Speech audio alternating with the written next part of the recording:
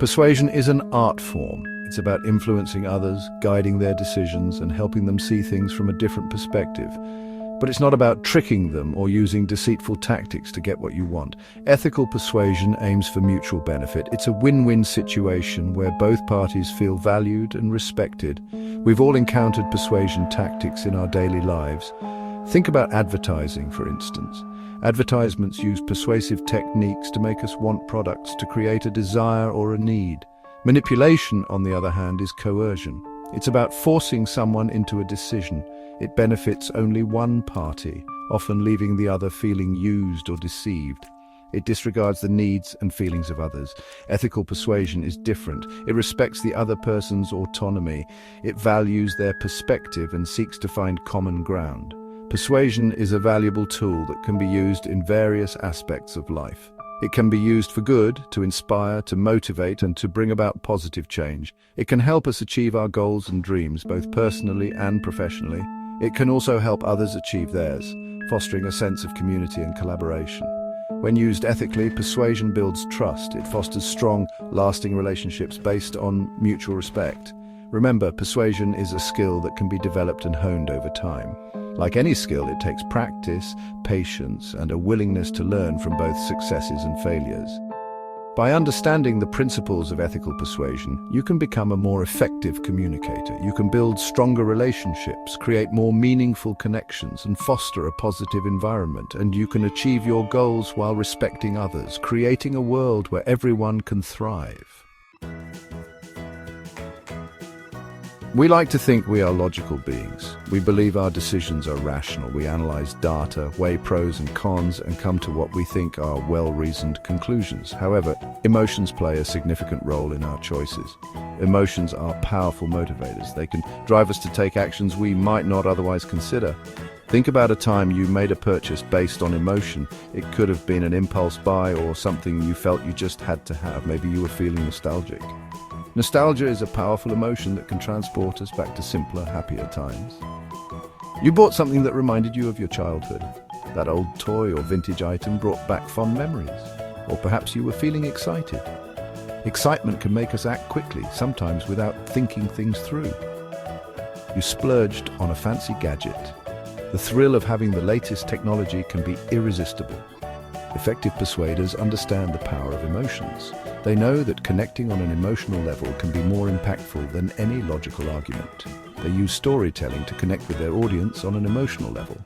Stories can evoke a wide range of emotions, from joy to sadness, from fear to hope. They tap into emotions like nostalgia, excitement, and even fear. These emotions can be powerful tools in persuasion. For example, an advertisement for a travel agency might show stunning images of exotic destinations. These visuals can stir a deep sense of wanderlust. This evokes feelings of wanderlust and excitement. It makes you dream of far-off places and new adventures. It makes you want to book that trip. Remember, emotions are powerful. They can drive us to take actions we might not otherwise consider. When used ethically, they can be a valuable tool for persuasion. Ethical use of emotions in persuasion respects the audience and aims to create a positive impact. By understanding the emotions of your audience, you can tailor your message to resonate with them on a deeper level. This connection can lead to more meaningful and lasting engagements. The law of reciprocity is a powerful social norm. It states that when someone does something nice for us, we feel obligated to return the favor. This principle is deeply ingrained in human psychology. Think about a time someone gave you a gift. You probably felt compelled to give them something in return. This is the law of reciprocity in action. In the context of persuasion, the law of reciprocity can be a valuable tool. By doing something nice for someone, you increase the likelihood that they will be receptive to your request. For example, you could offer a potential client a free trial of your product.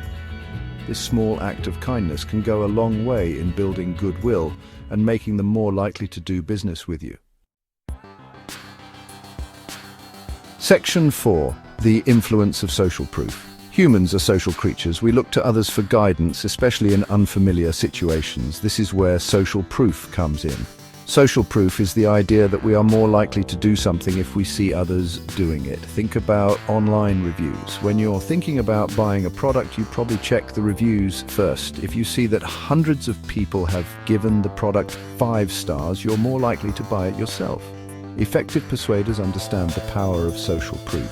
They use testimonials, case studies, and other forms of social proof to build credibility and trust. Section 5, Mastering Body Language. Communication is more than just words. Our body language speaks volumes. It can convey confidence, trustworthiness, and engagement.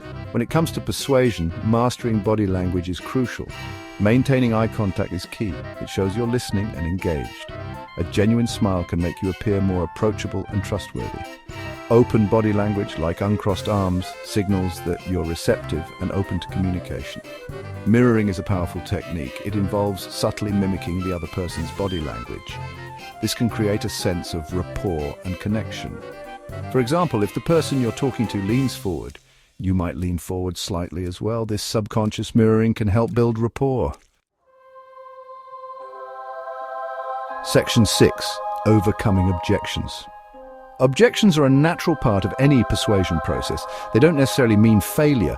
Instead, see objections as opportunities. They allow you to address concerns and provide more information.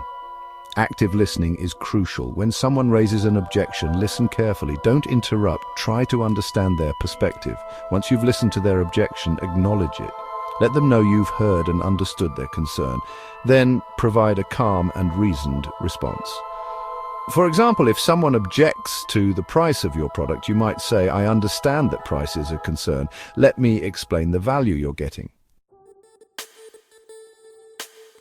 Section 7, Authenticity, the key to lasting persuasion. In the realm of persuasion, authenticity reigns supreme. It's the cornerstone of effective communication and influence. It's about being genuine, sincere, and true to yourself. When you are authentic, you resonate with others on a deeper level. People can spot a phony a mile away. Authenticity builds trust. It fosters genuine connections that are hard to break. When you're authentic, you're more persuasive because people believe you. They see the real you, and that makes all the difference. They see that you're not just trying to sell them something. Instead, they recognize that you genuinely believe in what you're saying. You genuinely believe in what you're saying. This belief is contagious and can inspire others to share your vision. To be authentic, you need to be passionate about your message. Passion is the fuel that drives authenticity. You need to connect with it on a personal level. This personal connection is what makes your message compelling. People can tell when you're speaking from the heart. They can sense your sincerity and are more likely to be persuaded. Authenticity is not just about what you say, it's about how you say it and the emotions you convey. It's also about how you say it. Your body language, your tone of voice, your overall demeanor, all of these things contribute to your authenticity. Your body language, your tone of voice, your overall demeanor. All of these things contribute to your authenticity. They reinforce your message and make it more believable. Remember, persuasion is not about manipulation. It's about influence. It's about guiding others to see your perspective. It's about building relationships and creating win-win situations. Authenticity helps in forming these lasting bonds, and the key to all of that is authenticity. It's the foundation upon which lasting persuasion is built.